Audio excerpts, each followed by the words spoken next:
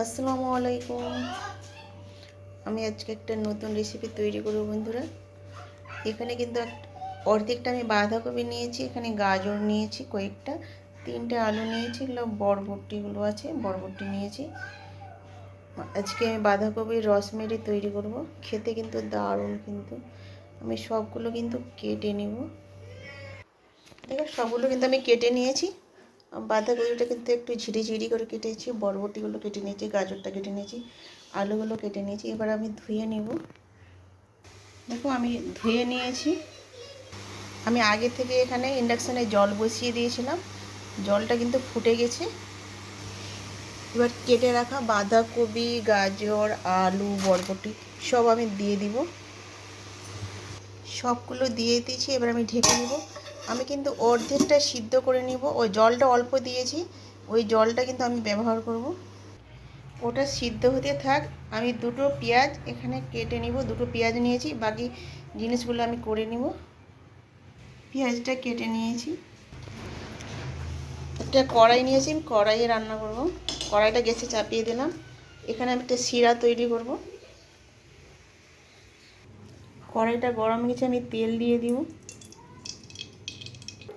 তেলটা গরম হয়ে গেছে, এক চিমটি আমি পাঁচফোড়ন দিয়ে দিলাম।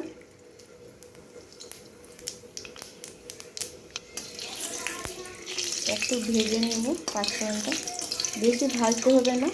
আমি কীভাবে তৈরি করছি রসমেরিটা বন্ধুরা, দেখতে থাকো, না দেখলে কিন্তু বুঝতে পারবে না। পাঁচফোড়নের একটা ঘ্রাণ চলে এসছে। এবার আমি কেটে রাখা পেঁয়াজটা দিয়ে দিব। পেঁয়াজটাই কিন্তু ভালোভাবে ভেজে নিতে হবে। আমি কীভাবে ভাজছি আর কীভাবে শিরাটা তৈরি করছি বাঁধাকপির রসমেরি তৈরির জন্য। বাঁধাকপির রসমেরিটা খেতে কিন্তু দারুণ লাগে। ওদিকে হয়তো আমার হয়তো বাঁধাকপিটা হয়তো অর্ধেকটা সিদ্ধ হয়ে চলে আসছে, হয়ে যাবে হয়তো একটু পরে। এবার পেঁয়াজটাকে আমি ব্রাউন কালার করে নেব। পেঁয়াজটা ব্রাউন কালার হয়ে গেছে। একটু আমি আদা রসুনের পেস্ট দিয়ে দিলাম, বেশি দিতে হবে না, বেশি দিলে কিন্তু ঝাঁঝালো গন্ধ করবে। এবার পেঁয়াজ রসুনের পেস্টটা দিয়ে আমি ভালোভাবে কিন্তু আর একটু আমি কাঁচা আদা রসুনের গন্ধটাকে আমি করে নেব, ভেজে নেব, গন্ধটা চলে যাবে, কাঁচা ভাবটা।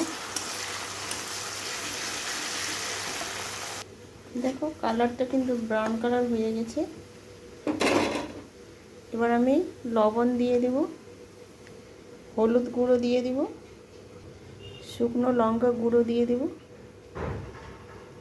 এবার ভালোভাবে কিন্তু একটু মশলাটাকে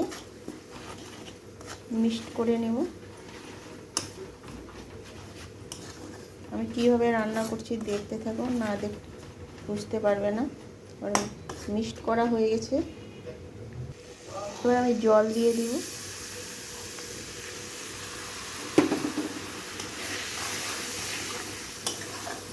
এবার ভালোভাবে কিন্তু এই মশলাটাকে কষিয়ে নিতে হবে আবারও। এটা আমি একটা শিরা তৈরি করলাম।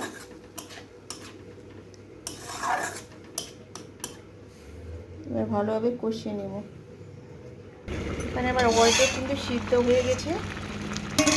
এবার আমি গ্যাসটাকে বন্ধ করে দিব। দেখো ফুটে গেছে।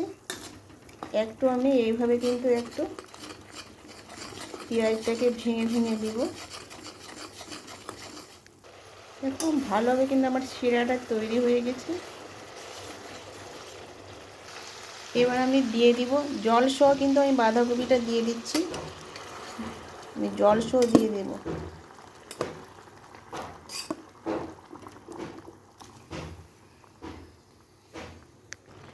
দেখো আমি জল সহ কিন্তু দেখতে পেলে আমি জল সহ দিয়ে দিলাম। এবার ভালোভাবে কিন্তু আমি নেড়ে চেড়ে নিব। ভালোভাবে কিন্তু মাখানো হয়ে গেছে। এবার আমি ঢেকে দেব। 5 মিনিট কিন্তু আমি রেখে দেব। 5 মিনিট পর আবার আসলাম। এবার আমি ধনে পাতাটা দিয়ে দেব।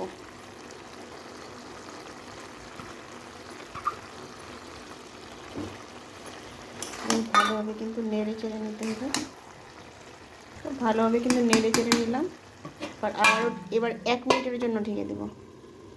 1 মিনিট পর ফিরে আসলাম। অনেকটা জল নেই, শুকিয়ে গেছে।